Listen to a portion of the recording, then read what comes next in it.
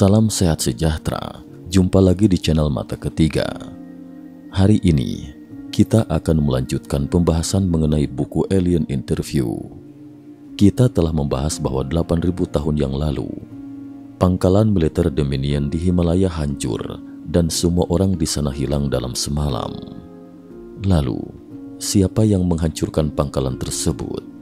Kemana perginya makhluk luar angkasa yang menghilang itu? Alo menjelaskan bahwa 81 tahun yang lalu, Dominion telah mengembangkan teknologi perjalanan waktu dan ruang. Mereka dapat melintasi jarak triliunan tahun cahaya dalam satu hari. Setelah itu, mereka mengirimkan ekspedisi untuk menjajah dan menaklukkan sistem bintang lain. Planet-planet yang ditaklukkan langsung dimasukkan ke dalam wilayah Dominion tanpa memerlukan persetujuan atau negosiasi dengan penduduk setempat. Dari sini, kita bisa melihat bahwa dunia luar angkasa pun memiliki prinsip yang mirip dengan bumi, menggunakan kekuatan militer untuk menguasai dan mendominasi. Namun cara penaklukan ini memiliki kelemahan besar. Perlombaan senjata yang akhirnya menghasilkan senjata super yang merusak diri sendiri. Misalnya, peristiwa kepunahan dinosaurus pada periode Kapur. Secara umum, kita percaya itu disebabkan oleh tabrakan asteroid dengan bumi. Namun Alo mengatakan bahwa itu sebenarnya akibat perang antar bintang. Pada waktu itu, bumi dan planet-planet di sekitarnya diserang dengan senjata nuklir. Ledakan bom atom mengakibatkan radiasi atmosfer dan debu yang mirip dengan letusan gunung berapi menutupi langit dan membuat banyak planet di galaksi ini menjadi wilayah yang tidak dapat dihuni. Para ilmuwan telah menemukan butiran kaca aneh dalam lapisan geologis dari periode ini. Butiran ini hanya dapat terbentuk dalam suhu dan tekanan yang sangat tinggi, yang mungkin disebabkan oleh tabrakan meteorit atau ledakan nuklir. Lebih mengejutkan lagi, di gurun Sahara Utara, terdapat jenis kaca kuning hijau yang disebut glass desert yang komposisinya mirip dengan kristal kaca yang muncul setelah uji nuklir. Apakah semua ini kebetulan? Senjata super dalam Mahabharata. Kita juga membahas periode kuno India dan kali ini kita perlu menghubungkannya. Dalam epi kuno India, Mahabharata, terdapat deskripsi tentang senjata super dari zaman purba yang dapat memancarkan panas dan angin kencang yang menghancurkan, membuat bumi bergetar dan air mendidih. Musuh dapat terbakar dalam sekejap, seperti kayu yang terbakar. Ada juga deskripsi mengenai bola api yang memiliki kekuatan seluruh alam semesta dengan kilatan yang setara dengan ribuan matahari. Selama bertahun-tahun, orang-orang menganggap ini sebagai deskripsi yang dibesar-besarkan oleh penyair kuno. Namun setelah 2 bom atom meledak di Jepang pada tahun 1945, banyak ilmuwan tiba-tiba menyadari bahwa deskripsi tersebut mungkin bukanlah lebay, melainkan catatan sebenarnya dari ledakan nuklir. Lebih jauh lagi, ada penemuan arkeologis yang menarik. Pada tahun 1922, reruntuhan kota kuno Mohenjo-daro di Pakistan ditemukan kembali. Kota ini ditinggalkan secara mendadak sekitar 4.000 tahun yang lalu. Di dalam puing-puingnya ditemukan 44 kerangka dengan posisi yang tampaknya menunjukkan kematian mendadak. Seorang arkeolog bernama Gorbowski menemukan bahwa beberapa kerangka menunjukkan tanda-tanda paparan radiasi, sedangkan yang lainnya menunjukkan jejak pemanasan tinggi. Di kota kuno tersebut juga ditemukan area seluas sekitar 45 meter persegi, di mana semua benda telah mengkristal atau berubah menjadi kaca. Peneliti percaya bahwa fenomena ini disebabkan oleh suhu tinggi yang tiba-tiba diikuti dengan pendinginan cepat, sebuah kejadian yang umumnya hanya terjadi di lokasi ledakan nuklir. Beberapa peneliti berani berpendapat bahwa penemuan di Mohenjo-daro membuktikan keberadaan senjata nuklir kuno seperti yang digambarkan dalam Mahabharata. Kembali ke Alo, Setelah ledakan bom atom pertama pada tahun 1945, makhluk luar angkasa ini juga merasa cemas. Berdasarkan pengalamannya, jika sebuah peradaban dapat mengembangkan senjata nuklir dan jika tidak dikendalikan dengan baik, mereka akan berada di ambang kehancuran ini. Penaklukan dan kehancuran Dominion. Mari kita lanjutkan memecahkan misteri ini. Sekitar 10.000 tahun yang lalu, pasukan ekspedisi Dominion memasuki galaksi kita. Pada waktu itu, galaksi memiliki sebuah pemerintah pusat yang berpusat di gugus bintang di bagian ekor dari rasi bintang Ursa Major. Alo menyebut pemerintah pusat ini sebagai Kekaisaran Lama. Kekaisaran Lama adalah peradaban dengan teknologi tinggi, namun jelas tidak sebanding dengan peradaban Dominion. Jadi, markas utama mereka dengan cepat dikalahkan oleh pasukan ekspedisi Dominion menggunakan meriam elektronik. Meskipun begitu, Kekaisaran Lama masih memiliki banyak basis tersembunyi yang tersebar di berbagai belahan galaksi.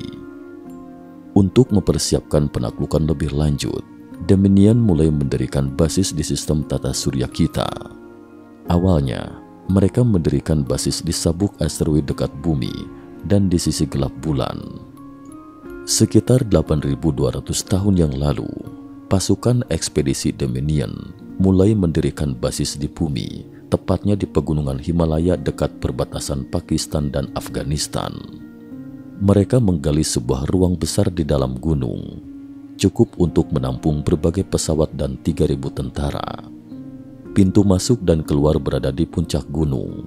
Namun tidak lama setelah basis tersebut didirikan, basis tersebut diserang oleh sisa-sisa pasukan Kekaisaran Lama.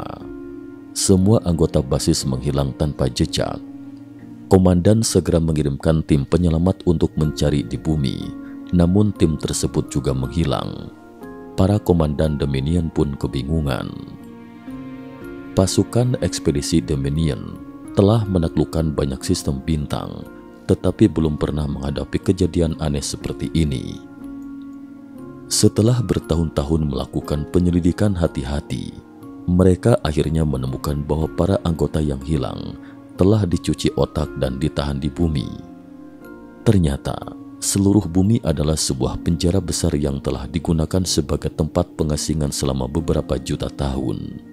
Semua makhluk hidup yang dikirim ke bumi pertama-tama akan mengalami kejutan listrik intensif untuk menghapus ingatan mereka, mirip dengan metode yang digunakan rumah sakit jiwa untuk menenangkan pasien, tetapi dengan tegangan yang jauh lebih tinggi sehingga ingatan dihapus secara menyeluruh. Kemampuan yang dimiliki juga akan dihilangkan. Selanjutnya, mereka akan menjalani proses hipnosis di mana identitas palsu ditanamkan ke dalam pikiran kosong mereka. Setelah itu, mereka akan dikirim ke sistem reinkarnasi bumi, di mana mereka akan tinggal dalam tubuh biologis dan mengalami kehidupan tersebut. Setelah tubuh tersebut mati, jiwa yang terlepas akan ditangkap oleh jaring elektronik yang tersebar di seluruh galaksi dan mengalami proses kehilangan ingatan yang sama sebelum akhirnya dikembalikan ke bumi. Makhluk hidup yang kehilangan ingatan ini seringkali sangat menjaga tubuh mereka karena mereka percaya bahwa itu adalah diri mereka sendiri, meskipun tubuh tersebut sangat sulit dirawat, tidak bisa terlalu dingin, terlalu panas, haus atau lapar. Jika tubuh tersebut sakit, penderitaan menjadi lebih besar. Mereka menghabiskan hidup mereka berjuang untuk merawat tubuh tersebut. Dan bagi makhluk dengan jiwa abadi, ini adalah cara hidup yang lebih menyiksa daripada kematian. Meskipun makhluk yang kehilangan ingatan mungkin tidak menyadari hal ini, selama ribuan tahun, Alo dan rekannya telah berusaha menemukan dan menyelamatkan anggota yang hilang, namun mereka tidak bisa membawanya keluar dari bumi. Sistem jaring elektronik itu terlalu kuat, dan setiap makhluk yang mencoba melarikan diri akan segera tertangkap, dicuci otak dan dikembalikan. Tidak peduli seberapa hebat makhluk tersebut atau alasan mereka datang ke bumi, sekali terjerat dalam sistem reinkarnasi ini, mereka tidak bisa melarikan diri. Alo dan timnya juga telah mencoba mencari pusat kendali jaring elektronik tersebut untuk menghancurkannya, namun mereka tidak pernah berhasil menemukannya. Saat ini, tampaknya satu-satunya cara untuk meninggalkan bumi adalah dengan memulihkan ingatan dan kemampuan sendiri. Selama 8.000 tahun, Dominion telah mencoba berbagai cara untuk membantu mereka memulihkan ingatan, tetapi semua usaha tersebut sia-sia. Hingga saat ini, para anggota yang kehilangan ingatan masih tinggal di bumi, merawat tubuh mereka dengan penuh perhatian. Pelarian dari penjara bumi. Namun 2500 tahun yang lalu, seorang manusia bumi berhasil meloloskan diri dari penjara ini dengan usaha seorang diri. Hal ini sangat mengesankan bahkan bagi Alo yang merupakan makhluk luar angkasa dengan teknologi tinggi dalam perjalanan waktu dan ruang. Seseorang yang tampaknya kecil dan tidak berdaya berhasil melakukan sesuatu yang tidak bisa dicapai oleh peradaban luar angkasa yang sangat maju. Siapakah orang ini? Orang tersebut adalah seorang China kuno, yaitu Lao Ji. Alo menyebut Lao Ji sebagai seorang bijaksana yang besar dan percaya bahwa pemahamannya tentang kehidupan abadi sangat mendalam sehingga memberinya kemampuan yang luar biasa. Alo bahkan mengutip pernyataan dari Tao Te Ching dalam bahasa Inggris yang menyatakan bahwa penderitaan besar seorang individu disebabkan oleh adanya tubuh fisik.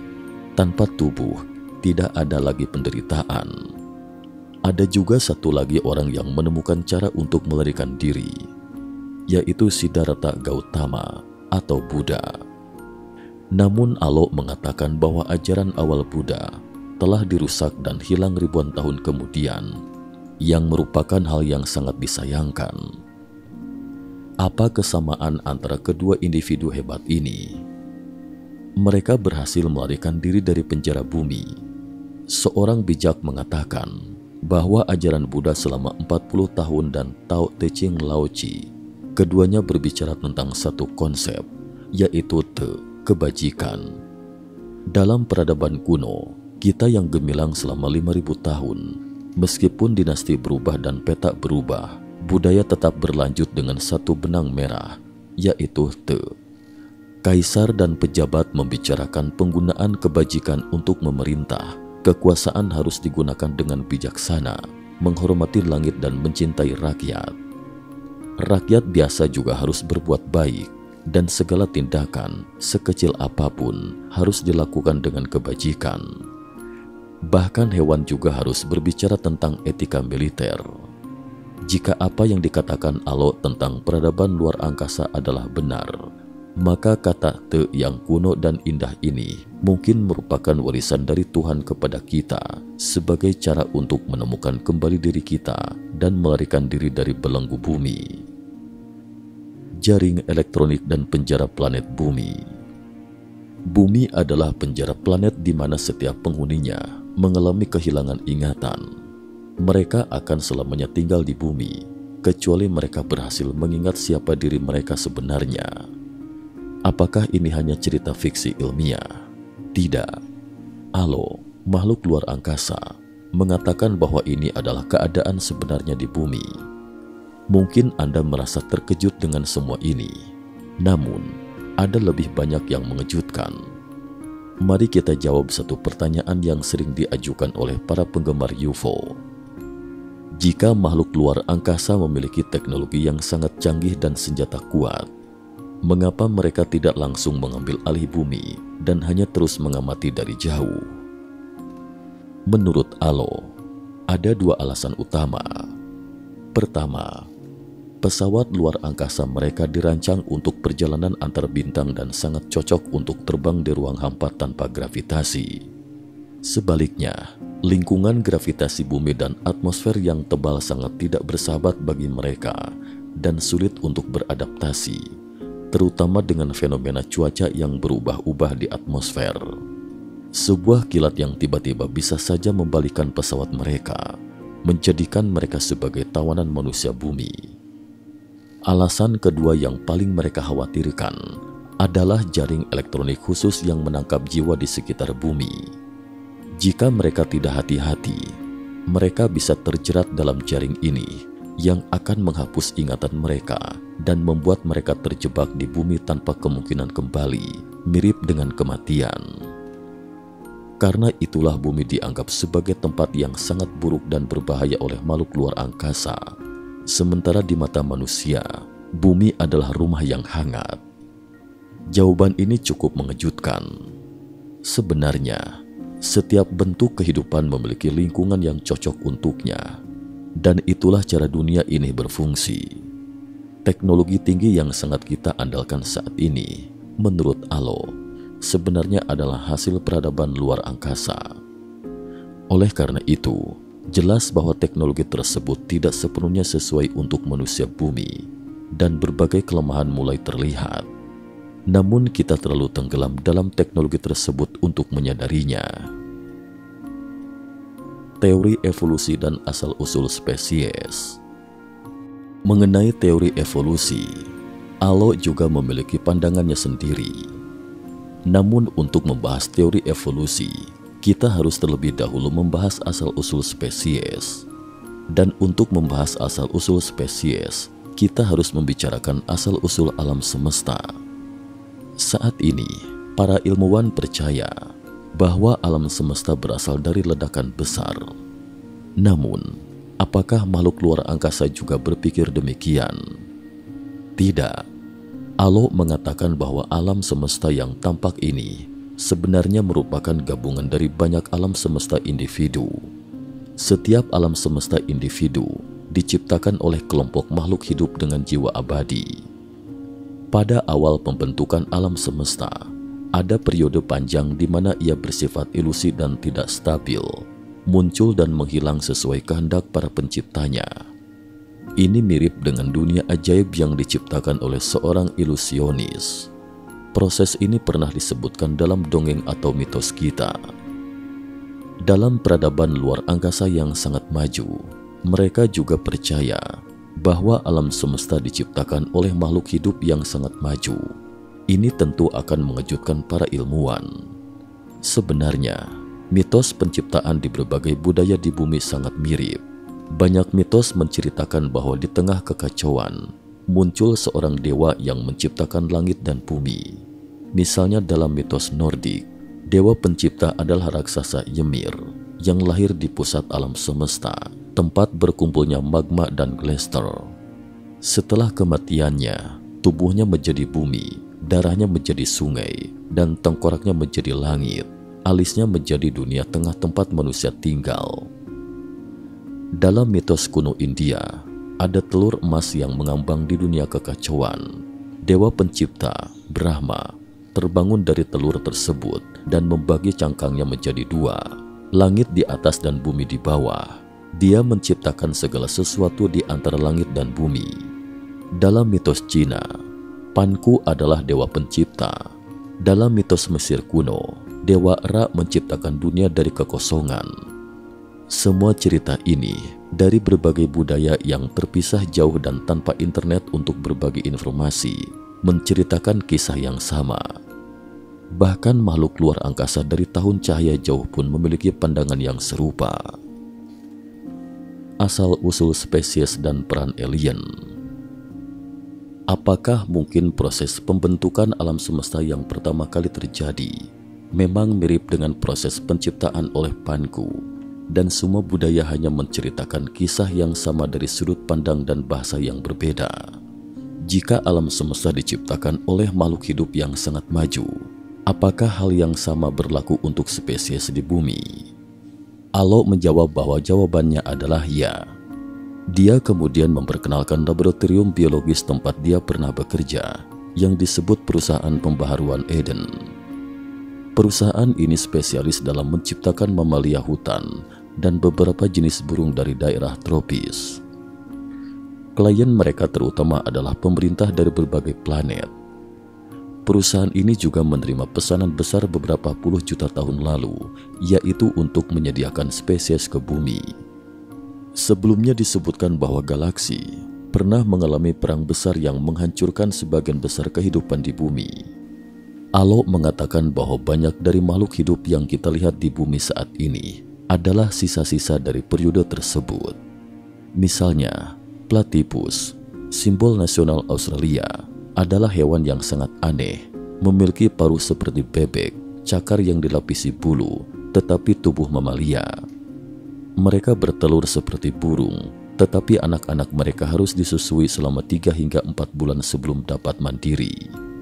Yang lebih menakjubkan adalah bahwa platypus memiliki hingga 10 kromosom seks, berbeda dari kebanyakan makhluk hidup di bumi yang hanya memiliki 2 kromosom seks dan memiliki gen dari burung, mamalia, bahkan reptil. Bagaimana hewan setengah burung dan setengah mamalia ini berevolusi? Apakah mereka berasal dari burung atau mamalia?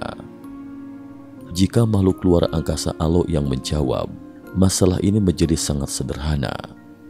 Menurutnya, platypus adalah spesies yang diciptakan oleh para insinyur di laboratorium dengan menggabungkan berang-berang dan bebek dengan paruh datar. Dalam legenda suku aborigin Australia, platypus memang dianggap sebagai keturunan dari bebek dan muskrat yang sepertinya sesuai dengan penjelasan Alo. Alo dengan tegas mengatakan bahwa teori evolusi adalah sesuatu yang tidak masuk akal.